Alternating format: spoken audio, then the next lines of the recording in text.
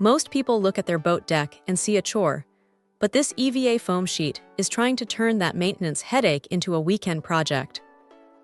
It's that classic brown with black seam lines look, which honestly just makes any older boat look like it's had a professional refit. The first thing you notice when you get your hands on it is the density.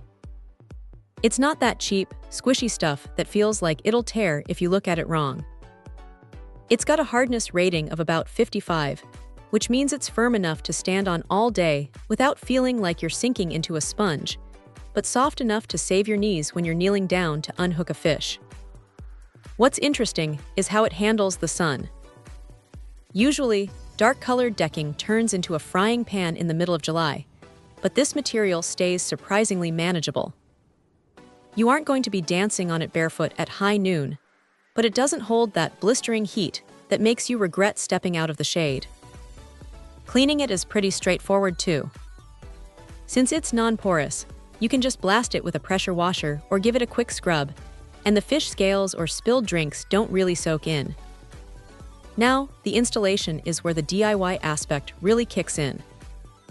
It's self-adhesive, which is a massive time saver, but you have to be patient.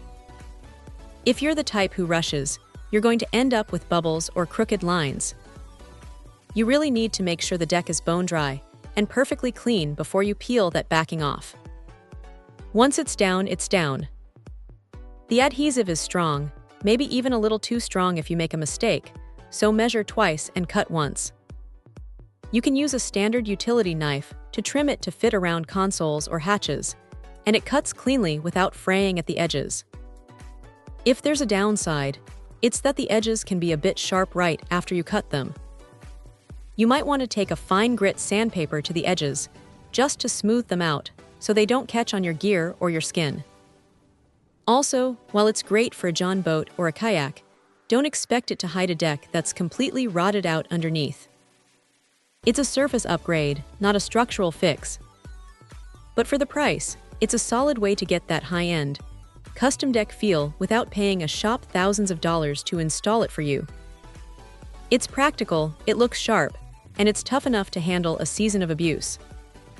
If you're looking to refresh your boat's interior without a massive headache, this is definitely a contender. Check out the video description for updated price. And thank you for watching this video.